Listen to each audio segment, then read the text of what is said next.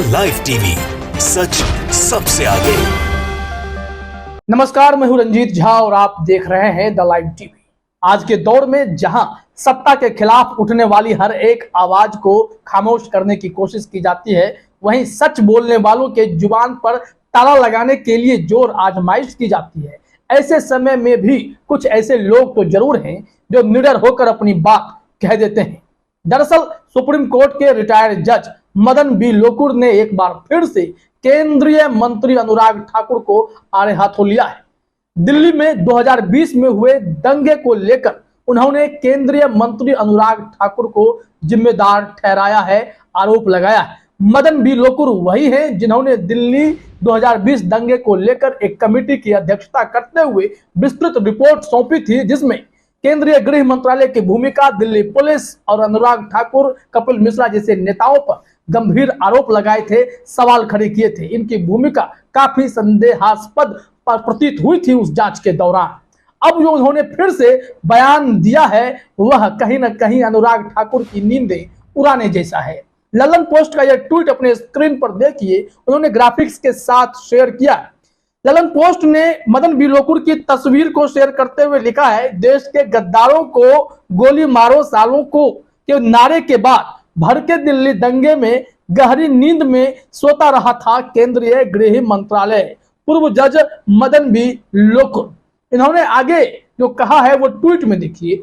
Supreme court के retired justice Madan B Lokur का कहना है कि दिल्ली दंगों के पीछे केंद्रीय मंत्री अनुराग ठाकुर की भूमिका थी। देश के गद्दारों को गोली मारो सालों को के नारे के बाद दिल्ली सुलगनी शुरू हो गई थी, लेकिन केंद्रीय गृह मंत्रालय गहरी नींद में सोता रहा था। इन्होंने अपने ट्वीट के एक और थ्रेड में जो बातें कही हैं वो भी देख लीजिए।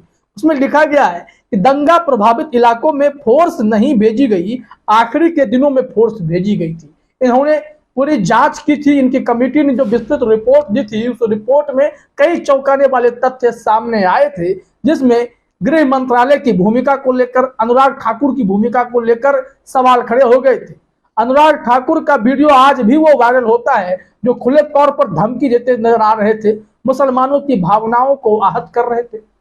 जब जब सीएए को लेकर लोग धरना दे रहे थे, प्रदर्शन कर रहे थे, तभी अनुराग ठाकुर ने अपने जहरीले जुबान से इस तरीके की बयानबाजी की थी, और वो बयान ही कहीं ना कहीं किसी धर्म विशेष समुदाय की भावनाओं को आहत कर गया था।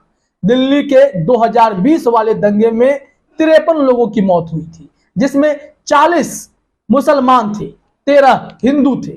जाने दोनों तरफ चली गई, लेकिन दंगा कराने वाले सत्ता की मलाई खाते हैं और अभी भी जहर उगलने से बाज नहीं आते हैं। तो क्या कहेंगे जस्टिस मदन बी लोकुर, जिस कार्यक्रम में जाकर उन्होंने अनुराग ठाकुर पर टिप्पणी की है, उस संबंध में और विस्तृत जानकारी भी सामने आई है।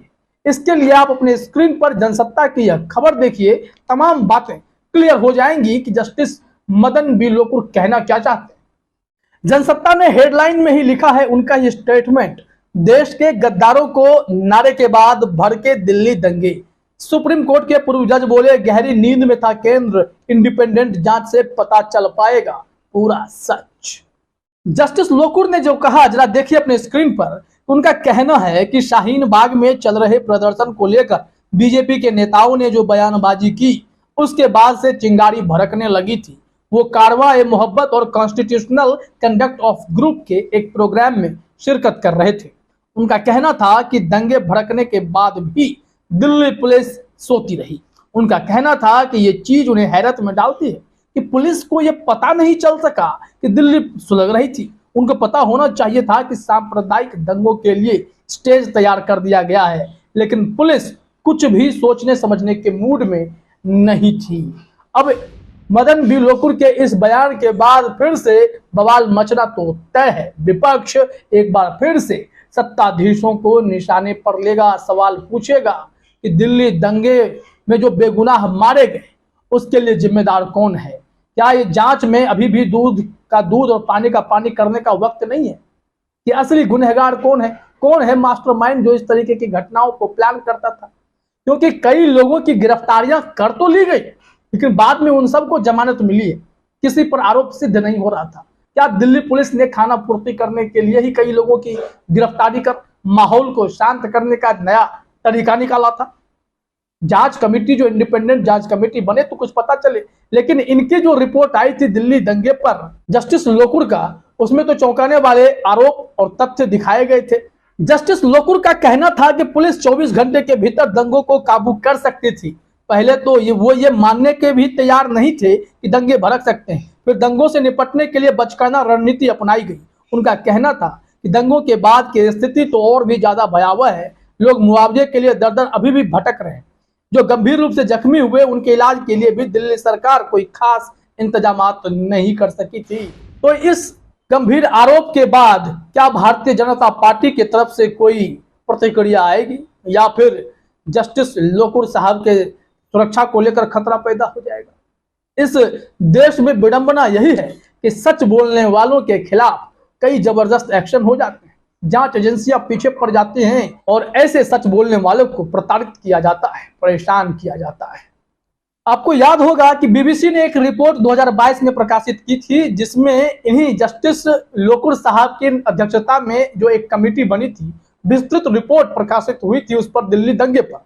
उसमें भी कहा गया था, पूर्व जजों की रिपोर्ट में पुलिस, सरकार और मीडिया पर गंभीर सवाल।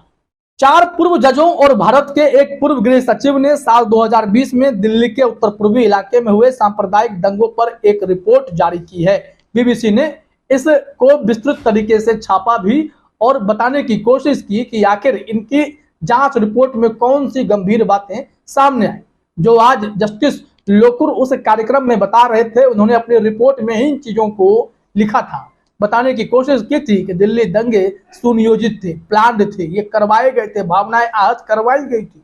तमाम ऐसे उन्होंने खुलकर आरोप लगाए। इस वजह से आज भी वो डंके की चोट पर केंद्रीय मंत्री अनुराग ठाकुर को निशाने पर ले रहे हैं, दिल्ली पुलिस को निशाने पर ले रहे हैं, केंद्रीय गृह मंत्रालय को निशाने पर ले रहे हैं, क्योंकि अगर ये लोग सजग होते तो इन दंगों पर काबू पाया जा सकता था। अब जरा आप बीबीसी की इस रिपोर्ट में देखिए कि जस्टिस मदन लोकुर ने जब जांच रिपोर्ट दी तो उसमें किन किन महत्वपूर्ण हिस्सों पर ध्यान दिया गया था दिल्ली दंगा 2020 को लेकर।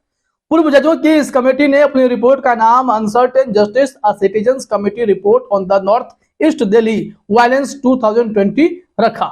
171 पन्ने की यह रिपोर्ट 3 हिस्से में इसे बांटा गया। पहले हिस्से में इस बात की जांच की गई कि दंगों से पहले किस तरह से सांप्रदायिक माहौल बनाया गया, दंगों के दौरान क्या हुआ, पुलिस और सरकार का रोल कैसा रहा। दूसरे हिस्से में मेनस्ट्रीम मीडिया और सोशल मीडिया की भूमिका की जांच की गई, कैसे उन्होंने दंगों से ठीक पहले और उसके बाद रिपोर्ट के अनुसार पूरे माहौल को दूषित किया। तीसरे हिस्से में दिल्ली पुलिस की जांच को कानूनी नजरिए से परखा गया और खासकर यूएपीए कानून लगाने को लेकर गहन अध्ययन किया गया। तो तमाम ऐसी गंभीर बातें उस रिपोर्ट में थी, लेकिन सरकार इस रिपोर्ट को तवज्जो देने के मूड में नहीं दिखाई पड़ रही थी। आज भी इस पर एक इंडिपेंडेंट जांच की जरूरत है, ताकि दूध का दूध और पानी का पानी हो सके। फिलहाल इस वीडियो में इतना ही। आप सभी का हमसे जुड़ने के लिए बहुत बहुत धन्यवाद।